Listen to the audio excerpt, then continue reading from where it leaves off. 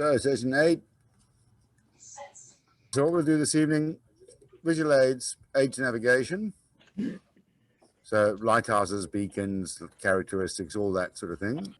Visual aids. What are visual aids? Add-ons.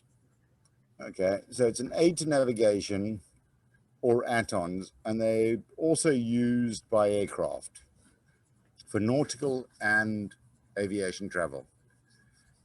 Okay, so literally pilots also use lighthouses.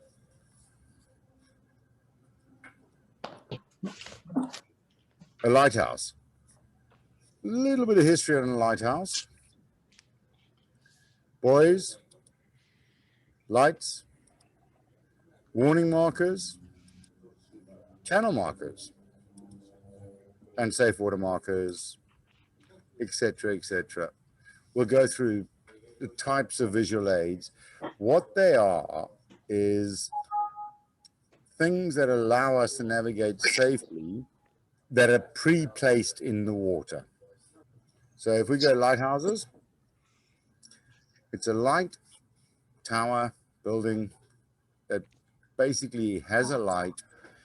Now, the first thing I'm going to say about lighthouses, when you start helming a boat for the very first time, people drive at them.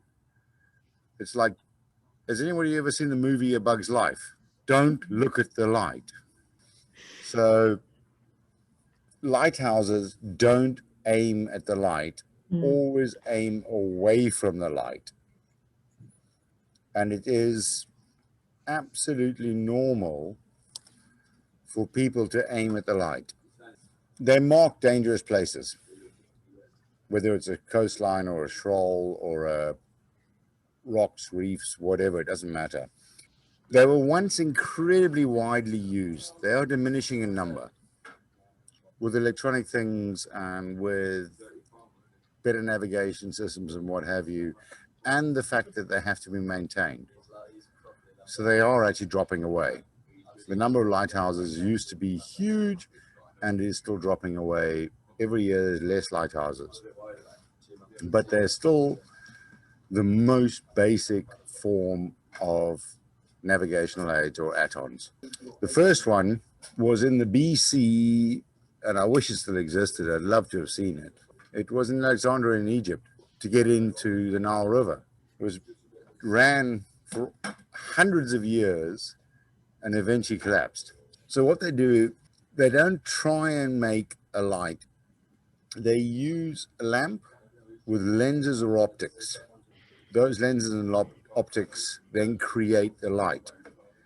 But each light has its own optics, depending on the range, depending on how it needs to shine, all those things. So you can see this one, you can actually see quite clearly there's different optics coming out of this light. And that creates characteristics, specific characteristics for the light. And now each lighthouse has specific characteristics so you can identify it. And you can go, I know that's that lighthouse because it flashed like that at me. So there's a bunch of bits that say, okay, colored lights, a fixed light, flashing lights, group flashing, etc., the whole way down. Those specific designs on what they are found in the book that we were talking about earlier, the list of lights and signals.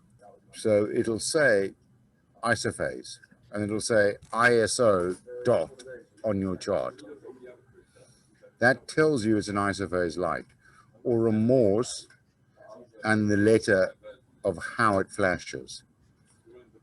And that will actually be on your chart. When we were talking about the list of lights and signals, the book that we went through earlier in the presentations, absolutely, this is what you use. So charts provide essential light information. This light flashes in that direction, in that way. It'll give you the height of the light, the characteristic of the light, and anything that's obscured by it. And it's very, very common for a lighthouse to be obscured. So in this case, you can see there's an island there that's obscuring the light in that section. Very common, very, very common. So you don't always see 100% of a lighthouse. but your chart will tell you where it's obscured. You can also get a position from a lighthouse. Take a bearing on it, and then a dipping light. It'll appear, disappear, appear, disappear. That'll give you a good enough fix offshore. So lighthouses are useful in many, many, many ways, but just don't drive at. I know we all like the bug's life, and we all want, oh, I can't help it, I'm aiming at the light. Don't drive to the light. Then we've got buoys, and there are hundreds, loads and loads of different types. Okay, the buoys are run by IALA, which is the International Association of Maritime Aids at Navigation and Lighthouses Authority. That also falls under the IMO. So these are mandated to every port in the world. They have specific colors for daytime viewing, specific shapes for dusk viewing, and obviously specific lights for nighttime viewing. So if we run through the different ones, remember buoys don't always float. They could be pillars stuck in the ground, like this picture here. So the cardinal markers, they mark an area of danger, and it's specifically navigational danger.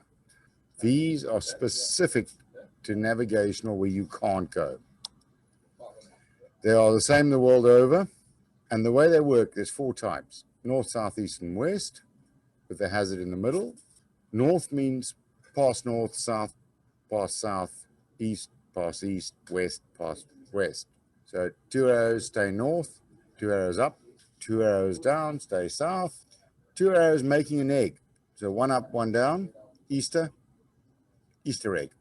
Stay east, 2 arrows pointing to each other, makes a sideways W, stay west.